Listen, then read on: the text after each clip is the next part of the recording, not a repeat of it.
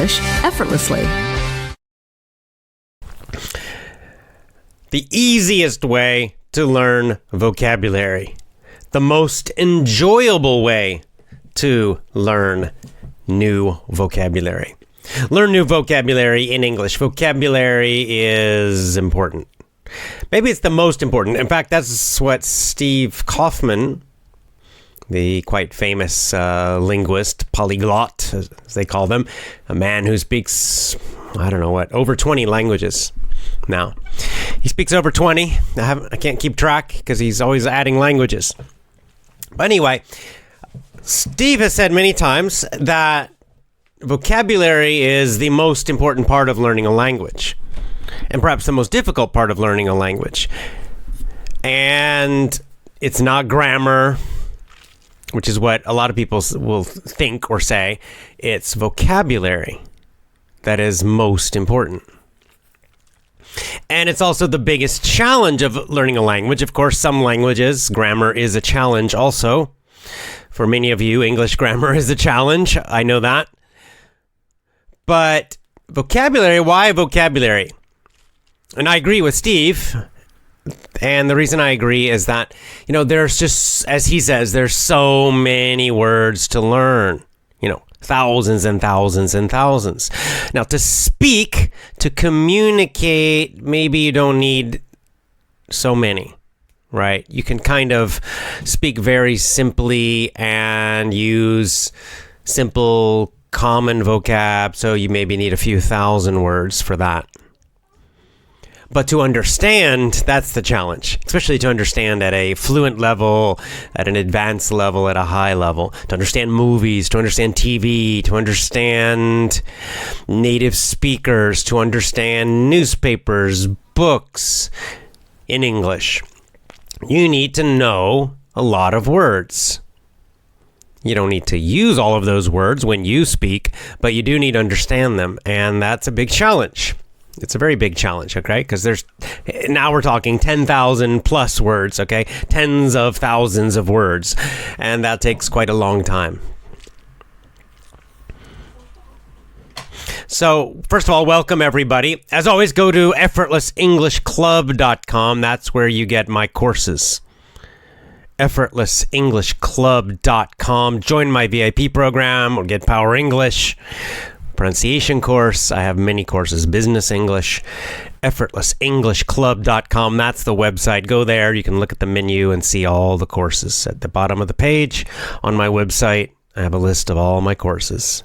So it's Effortless English Club, C-L-U-B, Club, effortlessenglishclub.com. Okay, so first a story about my children. My children are 3 years old, almost 4. And they are learning vocabulary so quickly. It's a miracle. It's amazing to watch it. I'm a little jealous, honestly, because they pick up the words so fast. But what's interesting is that, of course, they learn words just from listening to my wife and I talk in English and speaking to them.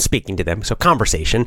And if you can have conversations with native speakers, if you can, go in and meet people who speak English and talk with them a lot, that's fantastic. That's really great. And you can learn some new words from them, of course.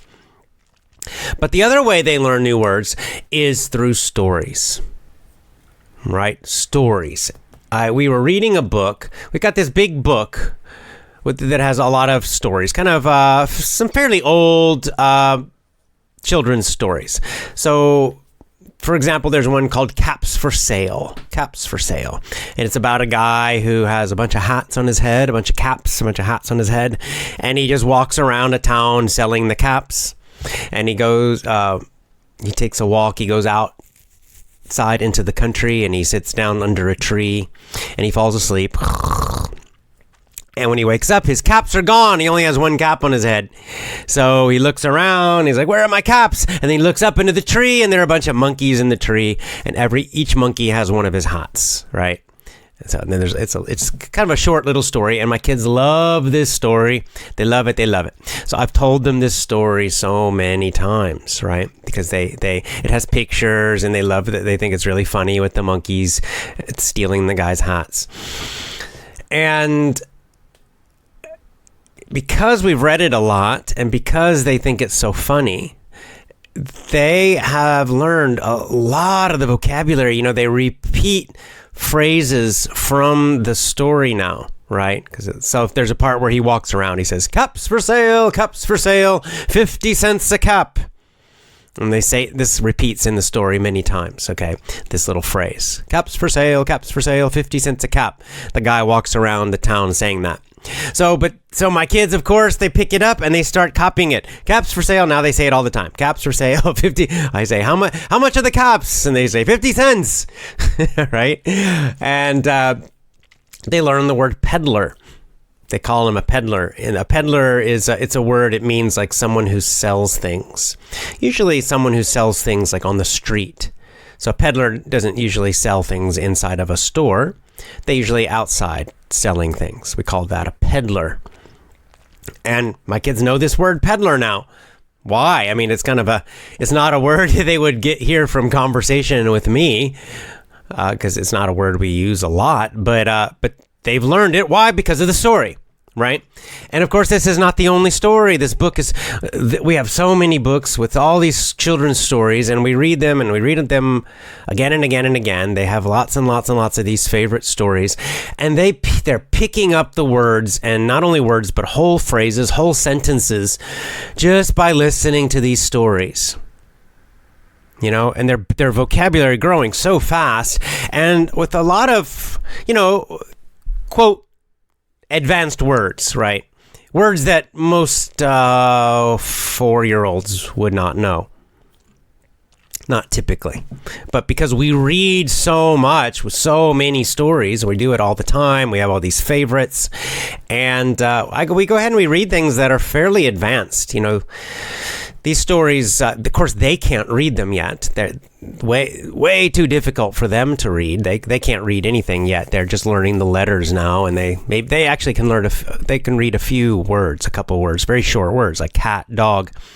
But they can't. These stories are using vocabulary much more advanced than that. So of course, I read the stories to them.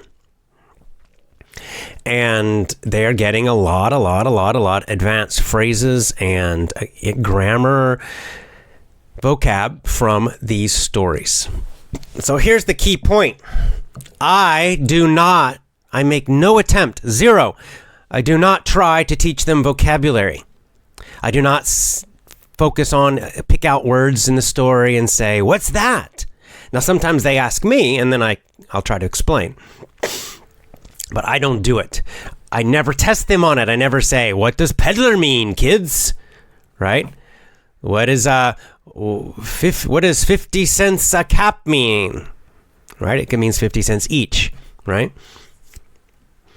But I don't test them on this. There's no testing. There's no quizzes, nothing like school, right? Nothing at all. We just enjoy the story, and they sometimes ask me questions so they can understand the stories. And of course, these stories have pictures, which is great, and I think this is even useful for you adults. We'll talk about it in a minute, how this can help you. But the point is, these guys are super language learners.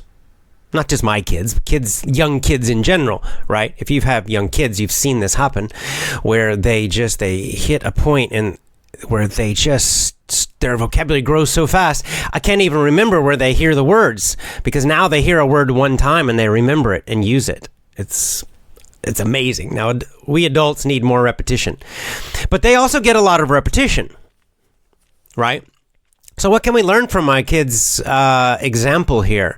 Well, number one, stories are the best way. Okay, my title today is Easiest Way to Learn Vocabulary. What is it? Learning with stories. Learning words with stories is the easiest way to learn vocabulary. What do I mean by easiest? Number one, it's the fastest way. Number two, it's easiest to remember. You don't need a lot of effort. You can learn a lot of words effortlessly, meaning you're not really trying to learn a lot of words, but you're getting them. Yeah, you can review them, especially as an adult. You can review them. You can use a little online dictionary quickly to find the meaning of words, but you don't need to make huge lists and study and do all this like school stuff of quizzing yourself constantly.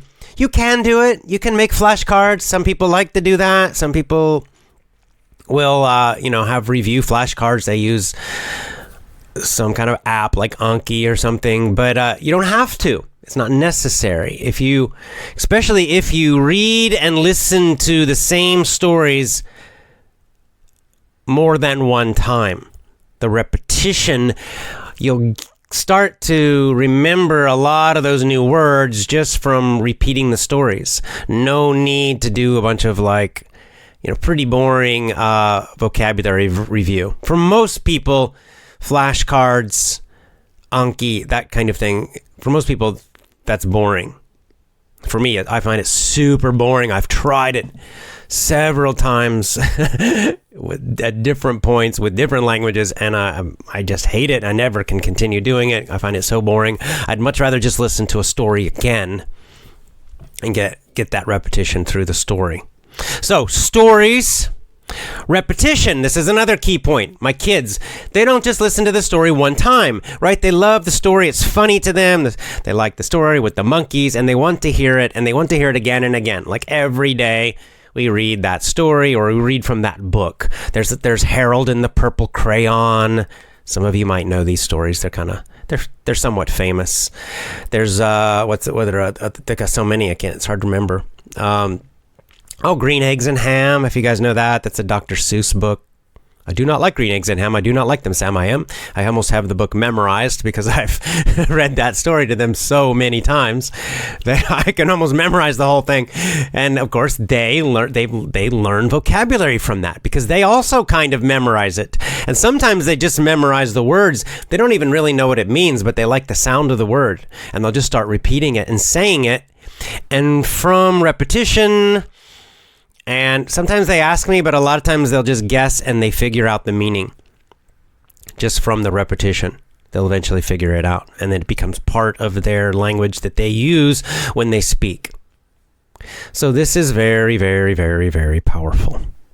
Okay, so this is why in Effortless English I use stories so much. And of course, I'm not the only person. Blaine Ray, we're going to read from Blaine Ray's book, TPR Storytelling, right? TPRS is one of the techniques I use to teach you English in all my courses. Actually, not the most advanced courses. We use stories, but not the TPRS method. But I use stories in all of them. They all have stories or articles or topics, right? I don't test you on vocabulary. I don't give you grammar tests. We talk about things. We talk about stories. We talk about ideas. Right? The focus is not on the language. It's not the first focus. So that's what's interesting, right? I do not try to teach my kids English. I don't do English lessons with them. I don't have grammar lessons with them. I don't have vocabulary lessons with them. I don't test them on vocabulary or grammar or pronunciation. None of that.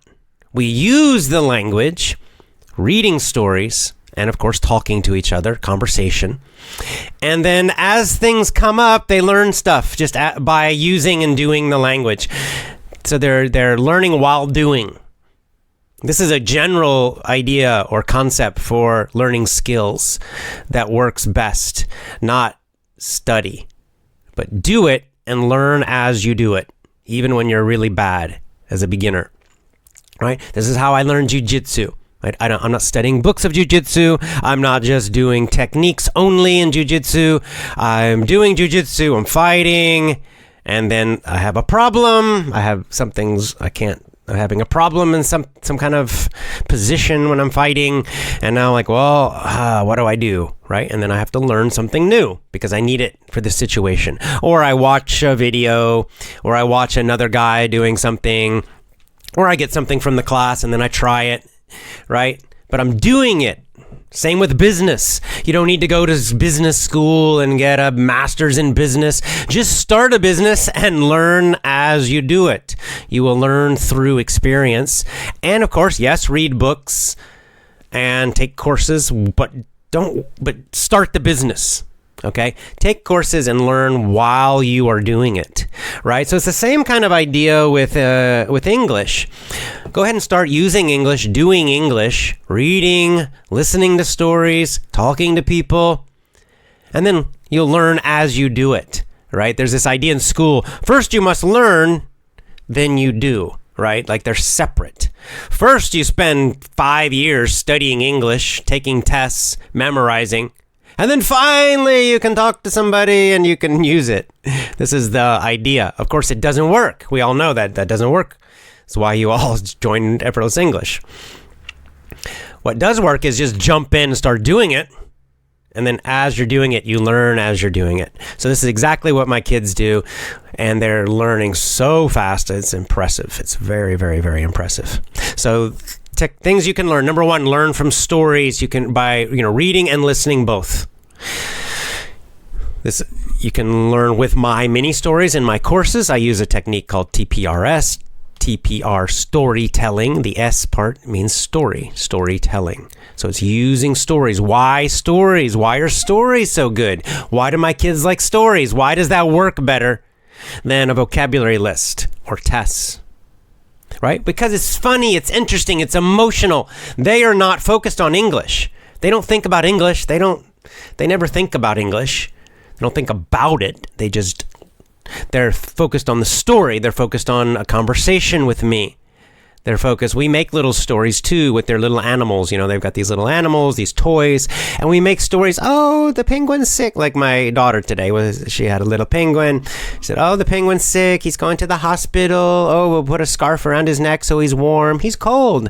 And she's making this whole story about this little penguin, and then I can join in and ask her questions about it. Oh, why is he sick? What are you going to do? Are you going to help him? And then her brother also, they start talking about it. Right? So they're creating stories too. They're using language. They're learning language, teaching each other language. They're learning it from me, but it's all from stories and conversations. And even our conversations are often storytelling, right? And it's the same thing. They listen. Right now, they can't read. They listen to me read.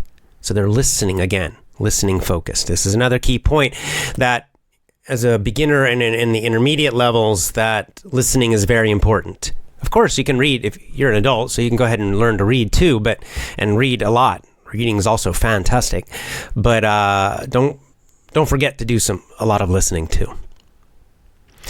And the key point is focus on the story and the meaning. Don't focus on the language so much. Again, as an adult, you might focus on the language a bit more because you can. But I would say don't my advice is don't spend a lot of time on flashcards and lists. You can do a very quick review. I think something like Gold List might be good for that. Whatever you like. But the truth is, it's not even necessary. You don't even have to do that at all. If you just can enjoy the stories, then you can just spend your time listening to stories. Now, of course, as an adult, you may also want to do nonfiction. So fiction stories are great, like the Caps for Sale story with my kids about the monkeys taking the hats. It's a funny story. It's something like I would tell. It's the kind of story I tell in my courses, right? Kind of funny, and it's so you remember it. And it's not too serious, it's not too heavy. But you can also even do nonfiction, like stories, like more like, news stories or information. Stories about business, stories about a topic. That's why I talk a lot about motivational topics. I talk a lot about business. I talk about money. I talk about philosophy, right? Why? Because I don't want to just talk about vocab and grammar, because you actually will forget that because it's boring. You actually will remember more vocabulary and even grammar and just English in general by not focusing on the parts of the language. Instead, focus on topics and information, and especially stories. And the other thing we learn from my children's example is repetition. Don't listen to a story just once if you like it. If you don't like something, then one time's enough, right? But your favorite stories, you should listen to or read again and again and again and again, right? You know, do it 10 times, do it 50 times, do it 100 times. If it's kind of funny, if it's kind of interesting, if you like it, it's totally fine. Just like some of us, we maybe have a favorite movie, like especially when we're young, and you might watch that same movie, 10, 20, 30 times, right? When I was a kid, it was Star Wars, the first Star Wars movie that came out. I think I saw it 13 times. I went to a movie theater and saw it when it came out. I was, I don't know, like 12 years old, I think. And then I've seen it on video many, many times too. Right? It's just a favorite movie. So we do this, and it's very good. That repetition's great. Even books. I've read The Hobbit and Lord of the Rings many, many times. I can't remember how many times I've read it, but a lot. Starting way back in 4th grade when I was, again, around that same age, about 13 years old. And then, I think I read that book recently again. It was like a couple years ago. So read your favorite books again and again in English. Read your favorite stories again and again. Listen to your favorite stories again and again. And I tell you in my courses with my mini stories and with the main stories as well, the main topics, the main articles, I tell you, listen again and again. You must repeat these, right? Especially the ones you like. That's why I do motivational topics, because motivational topics are really good for repetition. It's good to hear it again. Even though you know it, if you hear it again, and it gets you excited again, it gets you feeling strong again, gets you feeling good again. It's good to hear these topics many, many, many times. We have to be reminded again and again. It's also good for language learning because you're getting a repetition of the pronunciation, the vocabulary, the grammar, the listening, all of that. Repetition is also very important, but repetition that you enjoy. You must find a way to make repetition enjoyable. For most people, repeating a story is more enjoyable than repeating flashcards or a list. For most people. There are a few people who like that kind of thing, but for most people, if you ask, would you rather listen to this story again, or do you want to study this list of words again? Most people would enjoy listening to the story again. So there you go. Finally, I'll get to the comments and the live comments and questions in a minute. I'm just going to read this brief little, this is from a Blaine Ray's book. He's a language teacher. He was a Spanish teacher. Now he trains other teachers how to teach languages. He had big influence on my teaching. And this is a little 7 points from his book. It says the keys to fluency. What are the keys to fluency? He's saying, how do we help students become fluent, to speak fluently? Not perfectly. You'll never be perfect, okay? But fluently. Communicate well. Number 1, a language class must be comprehensible, or lessons, or a course. Must be comprehensible means understandable. If you don't understand it, you're not going to learn much. So this is why stories help. Because of the story, you understand the situation of the story. And if it has pictures, you guys can do picture books too. You can do graphic novels, comic books. Those are great, even as adults learning English or another language. Because the visuals, the pictures help you guess the meaning of words and guess what's happening. And this can help you learn faster. That's why movies can be helpful. So it has to be understandable. If you don't understand anything, it doesn't help, right? You can't learn. Okay, number 2, students must have sufficient oral comprehensible input of basic vocab and structures. So oral, this is A-U-R-A-L. It means through your ears, listening. So in other words, enough listening input. So that basic fluency of being able to talk well, speak well, quickly, and feeling it's effortlessly, feeling it you can speak effortlessly, that it's effortless. This comes from listening. Reading can help you a lot with vocab, but you gotta get a lot of listening, is what he's saying, and that's true. Okay, number 3. This is important. The input, the oral input, the listening input, must maintain the interest of students. So they have to be interested in it. This is why just repeating a list of words, there's this old Berlitz course I had one time, long time ago. I used it. It was in Danish, I think. I was at his job. I was bored. I could listen to audios, while I was doing my job. So I got this Berlitz course. It was terrible. It just repeated vocabulary words. That's all it did. Although I remember one sentence, Vilken vei skal vi gå? And that's all I remember. But anyway, so it needs to be interesting. This is, again, why stories are more interesting than grammar rules. Stories are more interesting than lists of vocabulary. Stories are more interesting than most English classes. Okay, point number 4. There must be at least one way for students to develop oral expression. In other words, to speak. So they need a chance to do some speaking. You need some speaking practice eventually, right? So it's fine to focus a lot on listening if you want to for a while, and input, but you got to start speaking at some point, obviously. You got to start doing it. And I've changed my mind on this. I think that Benny Lewis is right. Just jump in and start speaking on day 1. Why not? Just use what you have. Try to talk to people. Make tons of mistakes. Okay, point number 5. The language class, must be almost completely in the target language. So for you, that means English. So the course, my Effortless English course, for example, is in English 100%. So maybe you've had this experience. I did in school where I was in Spanish class, but this teacher spoke English like more than half the time, which is kind of crazy. Like, it was Spanish class, but I'm listening mostly to English. She's explaining Spanish using English. So I didn't get much Spanish listening from that class. Point number 6, this is very important. The process of language learning must be relatively stress-free.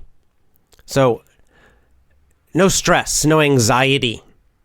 It should be easy and enjoyable and or interesting. So 3 important words, that the English courses should feel fairly easy. So we need a little challenge because that makes it interesting.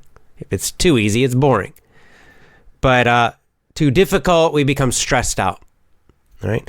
It should be enjoyable. Again, this is why stories are fun. My kids enjoy listening to the stories about monkeys stealing the hats. It's funny. It's a funny story to them.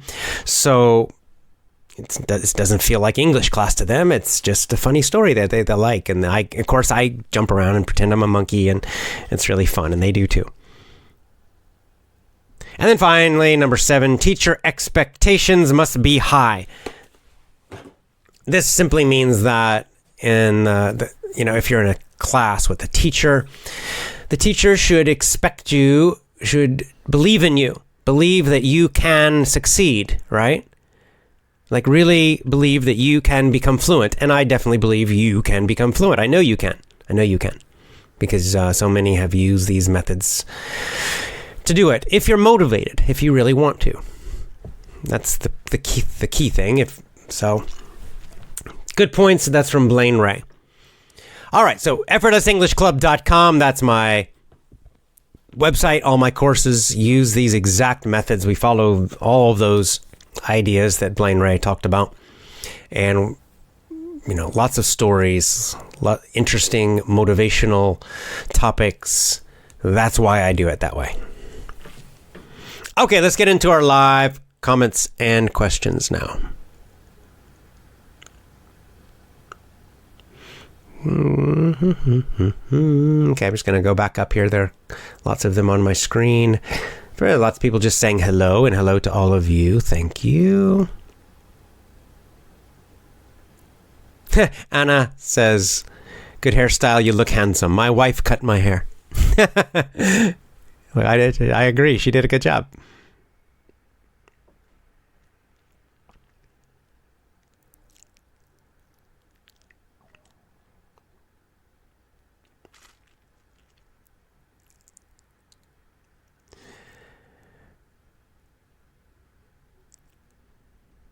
Yeah, like Anna says, you already told us the most effective way for learning vocabulary is reading those topics you're interested in. Exactly. And I think specifically, but to be more specific, stories. And listening too. We shouldn't neglect listening.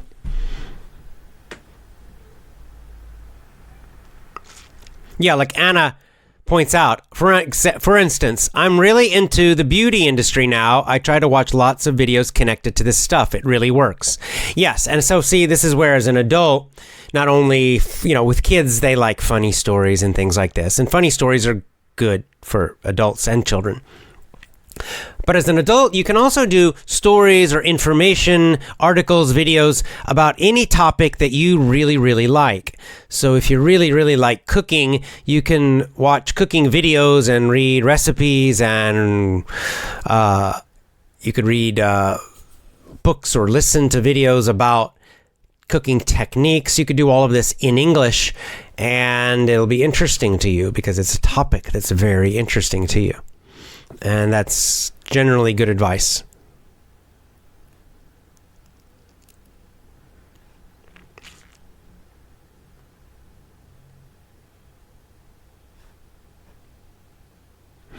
Okay, Monam Alhani says, it's 3 a.m. in Morocco. Wow, you're up late. I'm a teacher. My students get bored in school. How can I make it better? Give me some tricks. Use TPRS. I don't know what you teach, so that's a little hard for me to say. But if you teach English, you should use the TPRS technique, TPR storytelling technique. Get Blaine Ray's book and start practicing with it. It'll take time to learn it. In the beginning, you'll feel like you'll have some bad classes. I did, but you'll get it. And it's fun. It's way, way, way more interesting and more effective than the normal way of teaching in a classroom, right? Because I used to teach the normal way too. I would use, you just follow the textbooks. The school gives you these textbooks, and you just follow them and do the lessons in the book. And it's boring, incredibly boring. Those textbooks are boring. They're boring, boring, boring. So when you switch to something like TPRS storytelling, and then every day, what is your class? Just another story. It's a new story. Or you can even make big long stories. So, today's part 1 and tomorrow's part 2 and next day's part 3, and you get the students to help you create the story. And a lot of teachers, TPRS teachers, have done some really very creative, cool things with their storytelling. But you can just start simply. And I think your students will find it far more interesting than the normal way of teaching language. Great. Jefferson Diego says, hi, I'm from Brazil, still studying this every single day. It's been 1,036 days. Wow, that's fantastic. I'm very happy with my progress. My focus now is speaking. Yeah, for sure. I think you should be ready now to start to focus on, make your focus speaking and talking to people. That's really great. That's why Aniso says that's why mini stories are great. Indeed, indeed, indeed. Ming Boyev says, I'm from Uzbekistan. I sometimes get bored with the English language. I can't do my homework as it will mean I will get bored. Yeah. Well, it is because it's boring. That's why. You're normal. It's okay.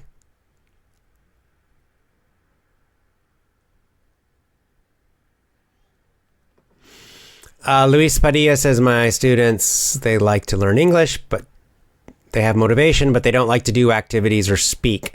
Again, I recommend TPRS And you're going to have to, and sometimes it's also, I'll just give you the truth is, this is just my experience as a public speaker.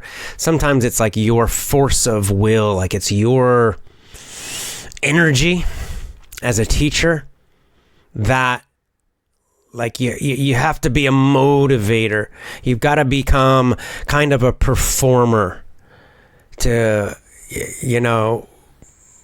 get them moving and overcome their shyness, right? I've had to do this, a lot as a public speaker. Really hard as a public speaker sometimes, because I would do, seminars. So I'd come in like a one-day seminar with people I'd never seen before, and adults, and kids are challenging to teach because the young ones are challenging to teach, but adults are also challenging to teach because they often are also very shy and serious, and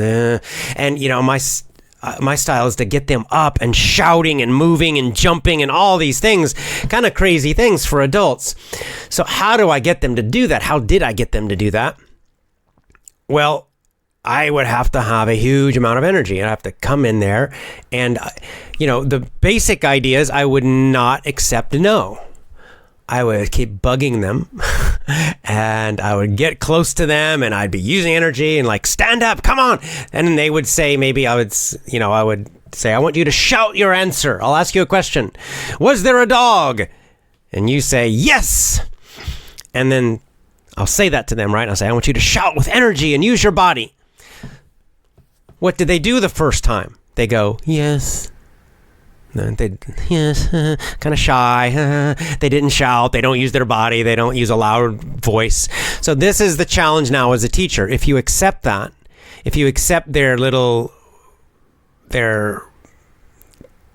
unacceptable answer, if you ask them to be energetic and loud and they're not, you have to demand it. You have to be kind of demanding to be a good teacher sometimes. Not in a mean way. You're not hitting them. You're not yelling at them. You're not insulting them.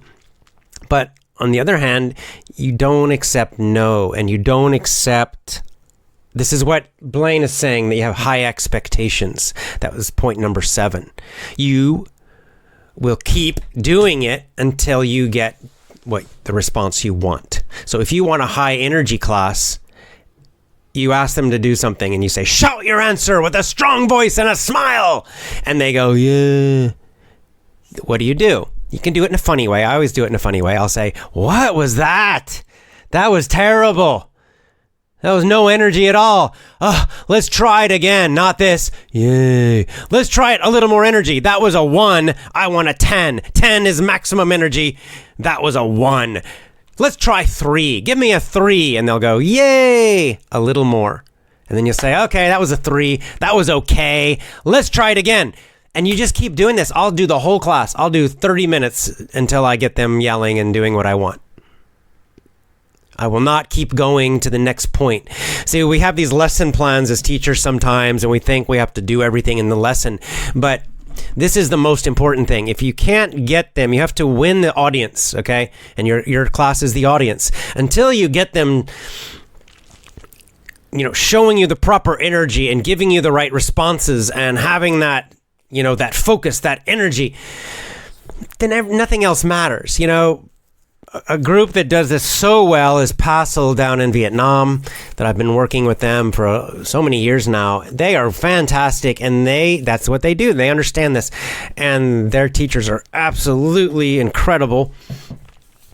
This is what you have to do as a teacher, and the good news is once you get them doing it, it becomes easier and easier and easier. But those, in the beginning, it can be hard. And many times after a first class or a seminar, I'll be exhausted.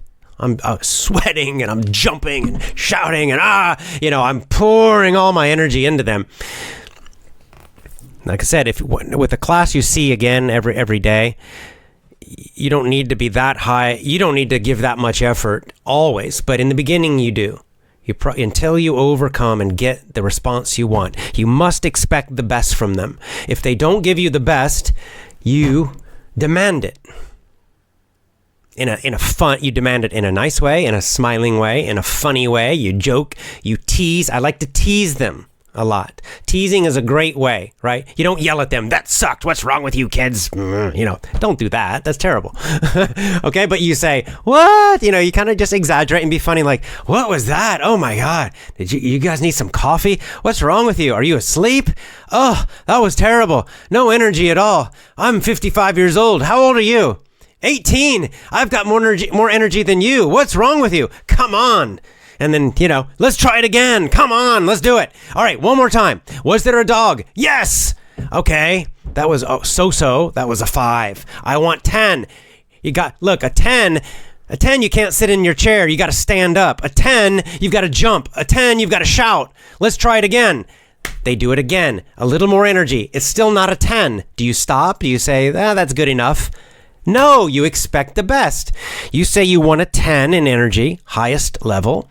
You keep going until they show you 10.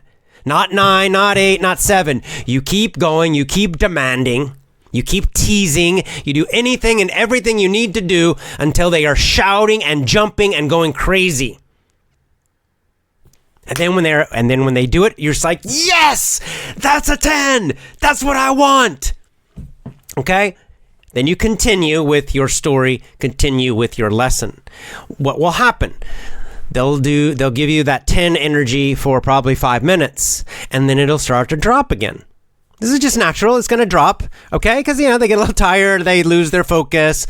They're going to start dropping back down again. They're going to drop down to an 8, a 7. And when they start dropping down to like a 6 or a 5, you've got to do it again. You say, whoa, we're losing energy.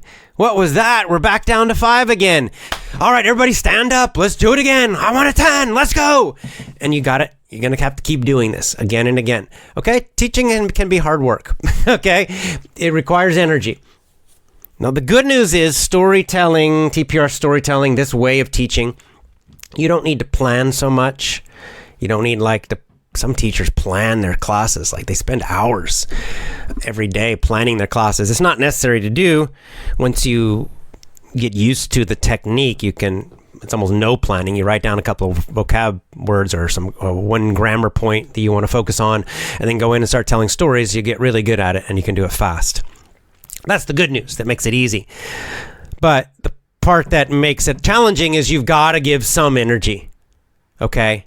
Now, I'm kind of, my style is more like Jim Carrey when I teach. Okay? I use my face. I jump around. I'm using my body a lot. I run. I jump. I roll around on the floor. I do crazy stuff like that. That's my style. You don't need to do that exactly. Okay? Blaine Ray is a teacher. He's more... He's not so physical. He doesn't move around a lot, but he's got a smile and he's funny and he's joking and he's got that energy, right? It's a different kind of energy, but he's got that energy. He's got that humor, and you've got to develop. He's entertaining. You're an entertainer. You have to have a little bit of entertainment as a teacher to be good. At least as a language teacher. All right, let's keep going.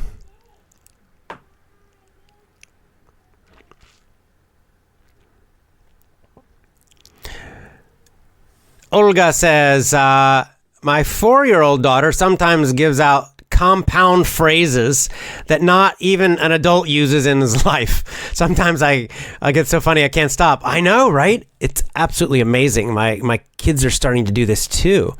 They'll just say this phrase and I'm like, where did you learn that? It's usually from a story we read, I'll eventually, a word or a phrase, and it's like quite advanced. I know, it's quite amazing. Really, it's kind of miraculous, I think.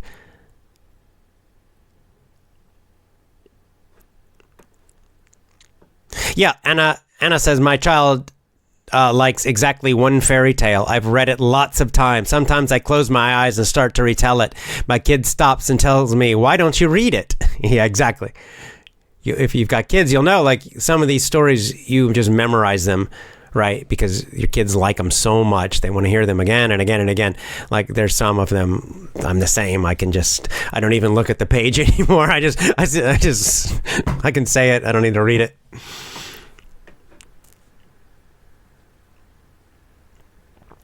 Yeah, see, Anise says, I've read the Harry Potter books many times. Maybe 100 times. I enjoy the show as well.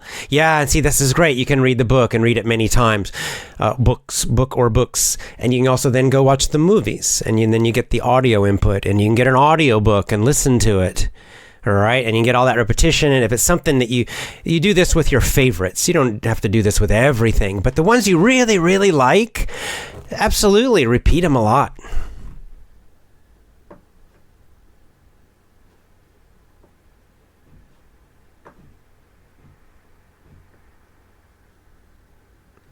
Okay, well, the questions are coming fast, so let me just kind of...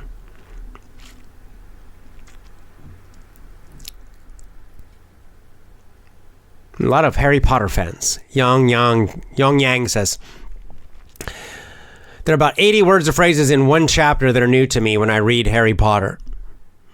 That's quite a lot, but if you're enjoying it, do it. If you're not enjoying it, if you're finding that very stressful, then you might go and do something a little easier and then come back again to Harry Potter. You can always come back. Yeah, Aline Silva says, I really think flashcards are boring. Reading the books are much better. Yeah, I agree. I'm the same, and I think a lot of people are the same, that it's tough to do those flashcards.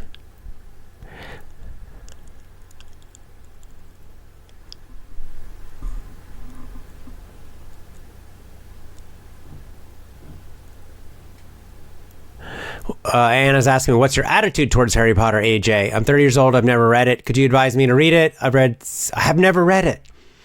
I've heard so many times that some books must be read at a certain age. I've never read Harry Potter, so I can't say about the books. I've seen the movies. They were okay. I liked them. I like I'm more of a Lord of the Rings fan, Tolkien. So, but it's I don't know, but my guess is that Tolkien's harder, meaning more difficult vocabulary and even sentence structure. So, but if you can handle Lord of the Rings, then give it a try. Or even The Hobbit. The Hobbit's easier than Lord of the Rings, probably. Yeah, and Olga says, when I was little, I myself liked to listen to the same story many times. I still remember the story. Yep, me too. I had my favorites. The Hobbit was one of my favorites. I had this record at that time, records, and I read The Hobbit, and then I had this record that was they made a little cartoon about The Hobbit, and then they had a record. It was just the soundtrack, the characters talking, and I would play that record again and again. And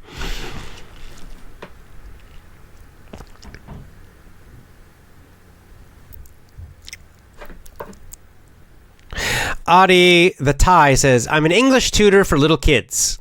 I used your techniques with them, and oh my God, they can do for their tests, for their school. It was amazing. Made me so proud of them. Awesome. Yes, kids respond very well to this. They much prefer this way of learning. I think adults do too, but kids for sure.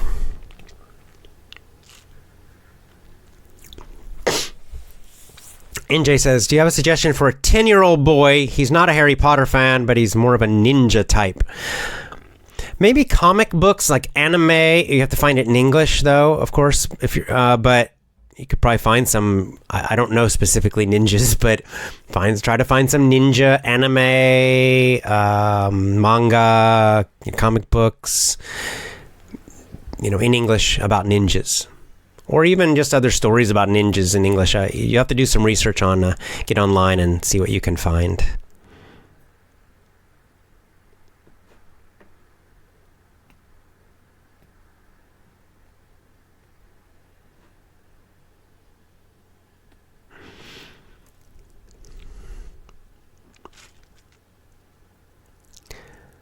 Oh, Orzbek says, what do you know about Dubai for living and working? I've only been in the Dubai airport, so I don't know anything about Dubai. Living or working there, I don't know. Real Caribbean Spanish says, I'm fluent in English. I want to get rid of my Spanish accent. Do you sell a course? Yes, I have a pronunciation course on my website, effortlessenglishclub.com. It's called the Pronunciation Course. Simple.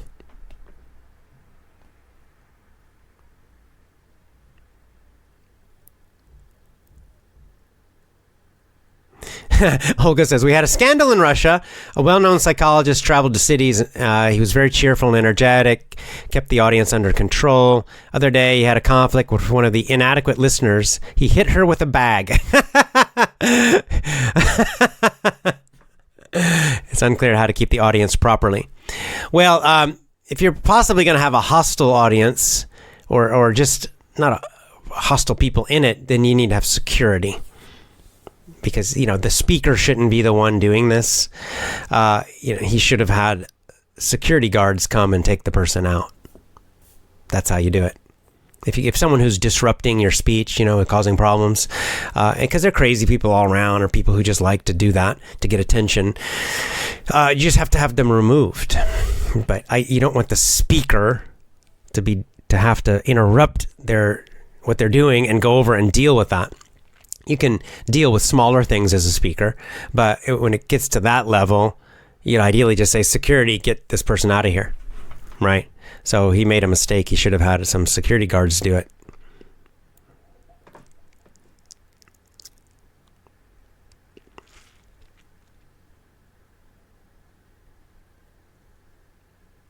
Yeah, Amina says, AJ, I listened to your mini story lessons 30 times so I can memorize vocab in the mini story easily, and I'll never forget them.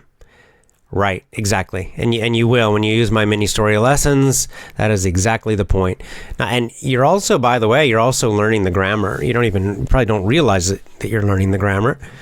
I don't talk about the grammar, but you are getting a lot of those grammar structures, memorizing them, absorbing them, getting them deeply, unconsciously from all that repetition. Because I use a lot of repetition when I tell the stories. It's part of the technique, is to ask questions and create a lot of repetition in the story. And then you repeat the story again also. So it's a huge amount of repetition without flashcards. Nothing boring.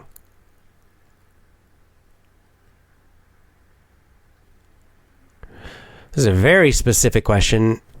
Edo Shihomobing says, if I work as a legal consultant or a lawyer, what's the best way to improve my vocabulary? Read more about regulation, laws, and agreements, or read things related to law theory? I honestly don't know. I'm not a lawyer, so I don't know. That's very, very specific. Whichever one is most useful, like for your work, like which one has the kinds of words and phrases that you will need for your actual job. But I can't tell you specifically because I know nothing about law theory at all. So you have to figure that one out.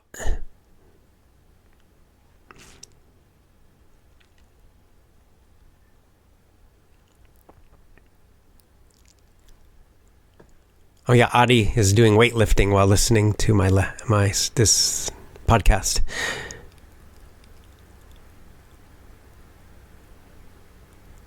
All right, I think we're almost done. Maybe a couple more and then we'll go. Is the level of your Power English course equal to middle school or high school? It would be high school for sure. But jump in and do it anyway. If you're lower than that.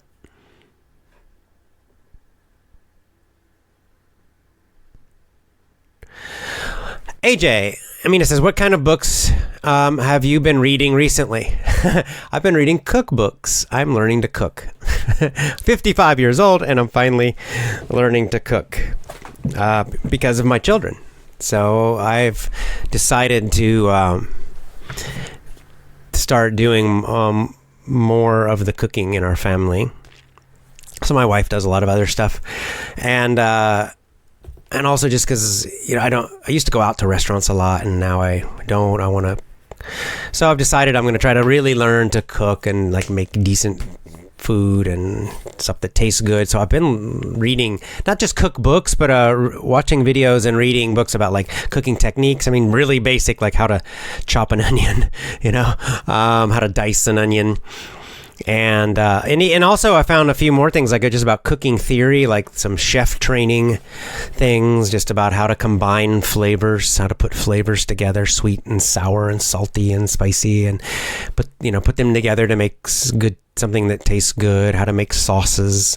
So it's been a lot of cooking stuff lately.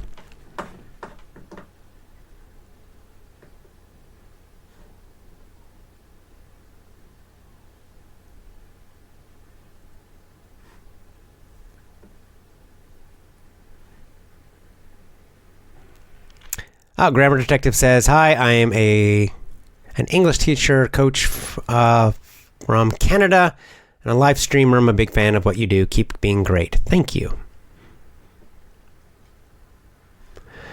Hamidullah Moman says, what is your instructions for me? I am in California now. What can I do? What is needed to start a business or something? Oh, well, that's a very, very, very general, big question. I don't know. What are you good at? Yeah, so there's so many businesses. Generally, what are you good at? What will you enjoy doing? It doesn't have to be your number one passion in life, but to start a business, you probably should at least like doing it, or else you're gonna, why be unhappy, right? Why start a business doing something you don't like, and then you'll be forced to do something you don't like all the time? I guess if your only motivation's money, like some people do that, but I don't like that at all. So find something that you enjoy, something you're good at, you can do well, and something that doesn't require much money to start. I think if you're new to starting businesses, which sounds like you are, that doing something low risk, starting low risk, it means you don't need a lot of money to start it. So could you go open a giant restaurant? Yes, you could try that, but it's super high risk.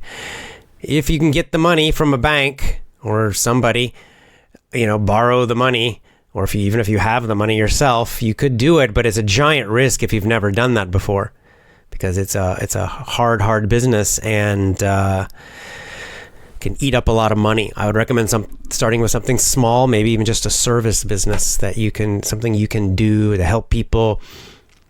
You don't need to spend much money to start it. You can learn as you do it. And then maybe as you get more experience and become better at business, then you can try something bigger.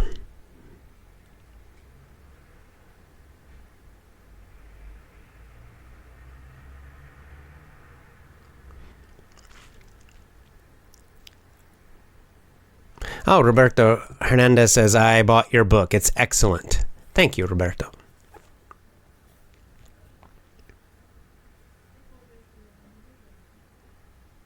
Do I have another podcast? Because I've listened to all your podcasts while running. I'm sorry, Adi. I don't have another podcast. I'll try to do more.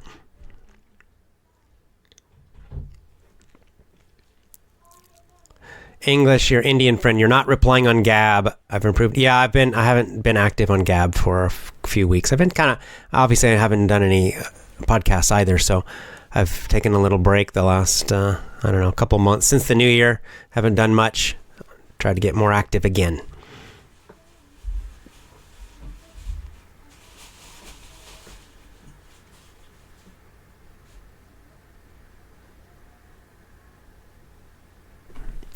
Anna asks, what kind of books do you read to your children, modern or old? Aesop's Tales. Yeah, stuff like Aesop. It's kind of a mix of, old, nothing really new. Probably a lot of stuff written back in like 1950s, maybe early 1960s, and then older. Not much from, the 2000s. In fact, maybe nothing, in fact, from that. It's all, that's not super old, but it's Yeah, nothing like really current, because now children's books are filled with all kinds of political and social programming and garbage and weird stuff, and I don't like any of the new children's book stuff. It's terrible. They're always pushing some, weird social thing. So I like old stuff in general. Old meaning about probably like 50, 60, 70 years old or more. Now we do homeschooling, and a lot of our stories come from a homeschooling curriculum. It's called Sonlight, S-O-N, Sonlight. And it's their preschool curriculum. And it's what I like about Sonlight is it's focused on literature, focused on reading a lot, very focused on reading. And it's just a bunch of books and stories. It's not textbooks. It's just storybooks. So, I bought it, and they just send us a huge box of stories, of just different storybooks for kids. And they're all really great. They're older. It's a Christian company. And that means that the stories are much more traditional and family friendly. There are not many that are specifically Christian. Maybe. I think they had like a kids' Bible stories in there. We're not Christian, so we don't really do those. I don't use that book, but most of them are just good family-friendly, traditional stories, fairly traditional, with decent values. So I think that anyone could use it. It doesn't matter your religion. Sonlight.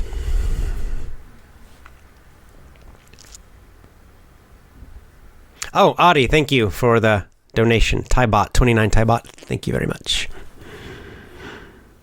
When will you come to Brazil? Asks Mila. I don't know. One of my jiu-jitsu teachers, my jiu-jitsu instructors, is moving to Brazil this summer. He's going to train jiu-jitsu full-time in Sao Paulo. So, very cool for him. Excited for him. It's great. But for me, I don't know. I hope to go to Brazil someday. We'll see. Oh, and Adi, thanks again. Wow, 100 baht. Thank you so much.